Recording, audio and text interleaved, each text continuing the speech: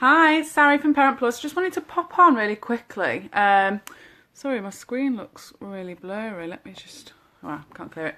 Anyway, and just give you a little challenge and a little something to think about. I've not been on here for a while. I've been away on holiday, and just this week been getting back into work. It's been a bit hectic. So, what I want you to do is think about, we talked about labels a little while ago. Think about the types of things you say about your children that generalise their behaviour or generalise who they are or who you think they are. So, for example, saying things like, my child is really anxious, my child is sensitive, my child is naughty, my child is shy. Okay, so what I want you to do is the next time you find yourself saying something like that, even if it's in your head, if it's to a partner, husband, grandparent, teacher, whoever it is that you're discussing your child with, think about changing that. Think about elaborating and not using a labelling word. So talk as though you were talking to an alien that doesn't know what these words mean. So you're going to be more descriptive.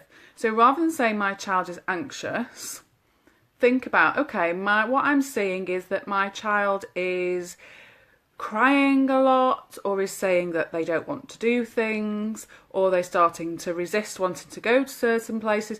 Think about what it is that is happening that is telling you to use that word anxious.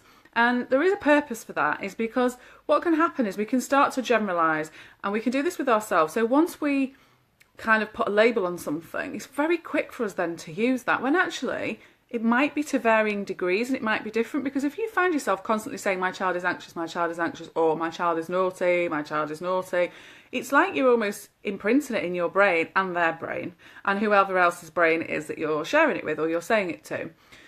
So just try that. Just notice when you're about to use a word that kind of generalises or something that you use often for your child, and try, rather than just using that word, be more descriptive, as though you're explaining to someone who has no clue what that word means, and see what comes up. Because what you might find is, actually, as you start to explore it and you start to describe it more, you might notice, actually, oh, are they really anxious? Actually, are they really naughty? Or are they just displaying certain behaviours? So just something I wanted you to try and to see what happens, and let us know what happens when you do that. You might struggle because you might be so used to using certain words for your children.